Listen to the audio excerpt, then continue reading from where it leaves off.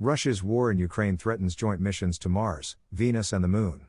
Interplanetary voyages are among several space science collaborations delayed or doomed by the ongoing conflict in the weeks since Vladimir Putin sent Russian troops storming into neighboring Ukraine. Blowback from that invasion has erupted around the world, and off-world, too. As the crisis deepens, it is increasingly disrupting international cooperation on present and planned projects for space science and exploration, potentially jeopardizing their future. Much like nesting Matryoshka dolls of diminishing sizes that hide their true numbers from view, the war in Ukraine's full impact on space activities remains to be seen. But already Russia's actions, and subsequent global reactions, suggest a new Iron Curtain could destructively fall across a broad range of once promising collaborations. Responding to massive sanctions led by the US and the European Union, on February 26 Russia's space agency, Roscosmos, pulled its workforce from Europe's launch site in French Guiana, where Russian-built Soyuz rockets were being prepared for upcoming missions. Now those missions are in limbo. Roscosmos went on to prompt the cancellation of a Soyuz launch from its own Baikonur Cosmodrome in Kazakhstan when it demanded that the London-based company OneWeb guarantee that the rocket's payload of 36 global communications satellites would not be used for military purposes and that the UK withdraw its investment in the company. OneWeb and the UK did not agree to those conditions. Then there is the saga of the Spectre RG space telescope, a joint mission between Russia and Germany that launched in July 2019 and that carries, among other things, Germany's Eroshta X-ray instrument. Shortly after Russia's invasion of Ukraine began, the German Aerospace Center, DLR, placed Eroshta into hibernation. DLR's executive board then went further, terminating all collaboration activities with Russian institutions on current and planned projects, citing Russia's military aggression as the cause. Russia responded by rescinding its support for ongoing German-Russian experiments on the International Space Station, ISS. There was, of course, much more international, and even interplanetary, ire to spread around. The ISS, assembled and crewed across decades through a politically sacrosanct US-Russian partnership struck in the aftermath of the Soviet Union's fall, is kept aloft by regular boosts from Russian resupply missions. But Roscosmos has implied it could eliminate those boosts and decouple its modules from the space station, in theory allowing the rest of the ISS to crash and burn as its orbit decays. By expediting its pullout from the ISS, Russia could then turn to an emerging partnership with China, hammering out details of both nations' plans to collaborate on building a crewed lunar outpost. NASA's public response to Russia's threats has been muted, merely noting that it continues to work with all its international partners for the ISS's ongoing safe operation and that no changes to the agency's support for the facility are presently planned. The strife is impacting otherworldly missions as well. Consider Russia's nascent Venera D mission, a proposed orbiter and lander meant to blast off for Venus in 2029. The US had been considering allowing NASA to collaborate on Venera D, perhaps by contributing scientific instruments. But, citing retaliatory sanctions, Russia's space leadership deemed continued US participation in the project inappropriate.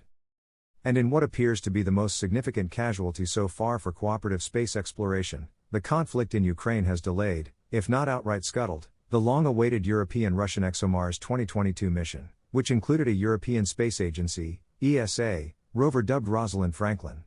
Some 20 years in the making, the mission was slated to lift off from Baikonur atop a Proton booster in late September 2022. But on February 28 ESA declared that timing very unlikely. The best-case scenario, then, would have the ExoMars rover launching in 2024, when Mars and Earth are once again appropriately aligned, presuming that the project is not further delayed by Earthbound politics or even cancelled outright. Its fate could become clearer after the next ESA Council meeting of the space agency's 22 member states. NASA has a stake in ExoMars, too, having contributed to the mission's parachute systems and scientific instrumentation, notes Colleen Hartman, former head of the space agency's Sciences and Exploration Directorate and current director for Space and Aeronautics at Space Studies Board at the National Academies of Sciences, Engineering, and Medicine. During her NASA tenure, she and her colleagues helped ensure that ExoMars survived numerous technical and budgetary near-death experiences through solid partnerships among scientists, engineers and management across spacefaring, peaceful nations. Seeing Russia's unlawful and immoral aggression cause the mission to slip away is heartbreaking, she says. Fiery words, frozen projects. As this escalating cycle of reprisal diminishes one mighty but delicate project after another, some of those involved have begun shifting the conflict from political to personal. Roscosmos chief Dmitry Rogozin, already notorious for a Twitter-based tirade in 2014 telling NASA to launch its astronauts via trampoline, recently unleashed volleys of even more incendiary statements. After a hacker group claimed to have shut down Russian satellite operations in response to the invasion of Ukraine, Rogozin asserted that such interference would be an act of war. And in a series of tweets in February, he seemingly threatened to deorbit the ISS onto US or European territory. This time around, he said early this month, US astronauts could get to orbit by riding broomsticks. On March 2, Rogozin tweeted a video showing Roscosmos workers removing US and Japanese flags from a Russian ISS resupply rocket. Without those flags, Rogozin added, our rocket would look more beautiful. That drew a pointed rebuke from former NASA astronaut Scott Kelly, whose space travel portfolio includes a near-year-long stay on the ISS. Without those flags and the foreign exchange they bring in, your space program won't be worth a damn, Kelly wrote in a direct reply on Twitter. Rogozin, he added, should consider finding a new job at McDonald's, if McDonald's still exists in Russia. The fast food company announced it would pause operations in Russia 2 days after Kelly's tweet. Rogozin, for his part, responded to advise Kelly that perhaps the dementia and aggression that you have developed is a consequence of the overload and stress of 4 flights into space. I invite you to undergo an examination at the Brain Institute of our Federal Medical and Biological Agency. These and other heated public exchanges among spaceflight elites are emblematic of the icy chill that now grips US-Russian space relations, which are approaching lows not seen since the height of the Cold War. The end of an illusion. Basically, I think it's the end of an illusion that working with your former opponent in space will spill over to better relations on Earth, suggests longtime space policy authority John Logsdon, a professor emeritus and former director of the Space Policy Institute at the George Washington University. Interdependence between NASA and Roscosmos was planned with unrealistic and optimistic assumptions, Logsdon opines, chief among them that US and Russian interests could ever be truly aligned. We are in this position with malice aforethought, he says. So, in a sense, sooner or later, this marriage of convenience was going to break up. Taking a look at the tomorrows to come, the most likely future in Logsdon's mind is competing coalitions. I think that's the shape of the future, he says. The Russian, civil space, program is not in robust condition anyway. They really don't have much going on. And in the possible Russian-Chinese partnership, it's China that is going to be the leader, not Russia. The repercussions for the world's space efforts are very unfortunate for now and in the long term, says Lisa Gaddis, director of the Lunar and Planetary Institute in Houston, Texas. International partnerships and cooperation between Russia and many spacefaring nations has existed for many years now, and they have been very productive and encouraging as we've worked together to explore space, Gaddis says. It is very difficult to see those relationships crumble as a result of this conflict. Missions and opportunities may be lost for years, if not permanently, and it may be difficult to restore many long-term research collaborations. What these disruptions emphasize, Gaddis says, is that despite its status as the latest international pariah, Russia has been a very important partner in many aspects of space exploration. It will be a sad loss to many space scientists if those relationships are lost or damaged, she adds. Old rules do not apply.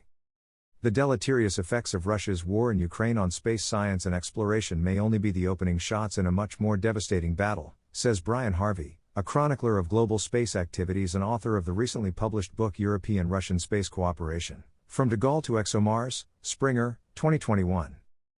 Perhaps the most striking feature of current events is the way in which the old rules have been torn up. Space cooperation used to be one of the few areas of human endeavor sheltered from the worst of the old Cold War standoff but is now one of its first casualties, Harvey says. The delay of ExoMars in particular, he notes, verges on tragic because the mission constitutes the largest ever integrated cooperative project between Russia and Europe and was mere months away from launch.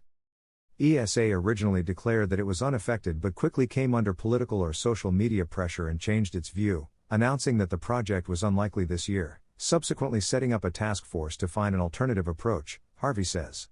Because the mission's European and Russian-built components are so intertwined, however, they cannot be readily disentangled to meet politically motivated demands, no matter how long the delay. ExoMars, Harvey speculates, would now be very lucky to ever be launched at all. Its parts will have limited warranties, he says. The rover is more likely to end up in a museum or to have its parts cannibalized. As yet unknown is the fate of Europe's significant investment in Russia's robotic return to the Moon via the country's series of Luna missions. As of this writing, Luna 25 is still officially projected to launch in July, carrying several Russian instruments and one developed by ESA, a technology demonstrator for a new terrain navigation system called the Pilot D camera. This pilot system, in turn, is intended to serve as the main navigation capability for Russia's Luna 27 lander, which is also meant to deploy the ESA-provided Prospect drill to search for water ice and other useful materials lurking within the lunar terrain. No ESA statement has been made on these yet, but granted what has happened so far, Europe's participation in the Luna missions is unlikely to survive, Harvey says. Russia may well rebuild these spacecraft with its own equipment at the cost of a delay. Harvey senses there may be a mistaken assumption that the Russian space program in general and space science in particular cannot survive isolation imposed by Western nations.